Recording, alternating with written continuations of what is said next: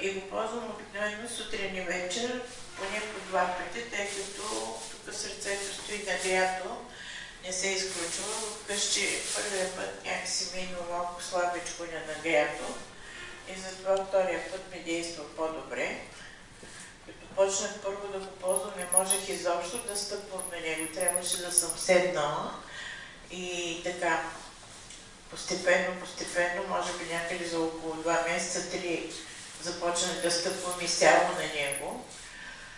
От една страна имах много често ми се цепиха петите, това нещо престана. Двата ми пръста, големи и средния, бяха на краката ми на малък сложени там на кълъч, също се оправиха. Другото, което е гъстабанзъл бях, постепенно се оправя това нещо. Не е 100% все още, но се оправя значително.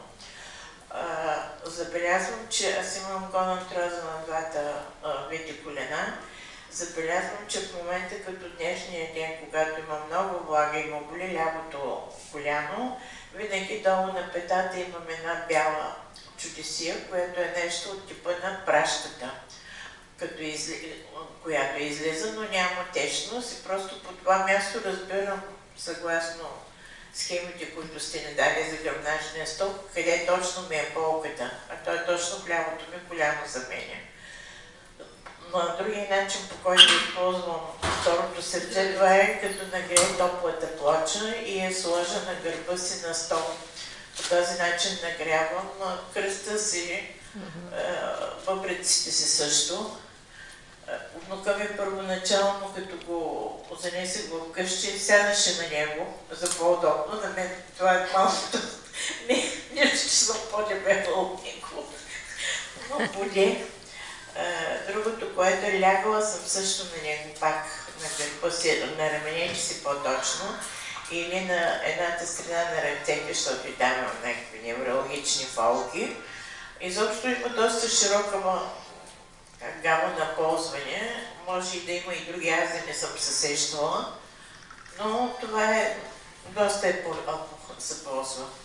Още повече, че когато нещо се получи да ми е дискомфортно, винаги краката ми са на него. Той е просто сложен от леглото ми и аз като стана и първата ми работа е да стъпя на него. И няма значение дали е топло времето, дали е жегата, лятото, нали, непрекъснато се ползва. Ти по 36 минути правила ли си? 36 чак не помня да ти кажа, но 24 задължително, защото аз първите 12 почти не ги усещам топлите. Докато се нагрее, докато остане като хората, защото ползваме на 70 градуса. И зато и 36 може и да съм го ползвала зимата, но не помня честно, не знае. Не съм сигурна просто за да го кажа.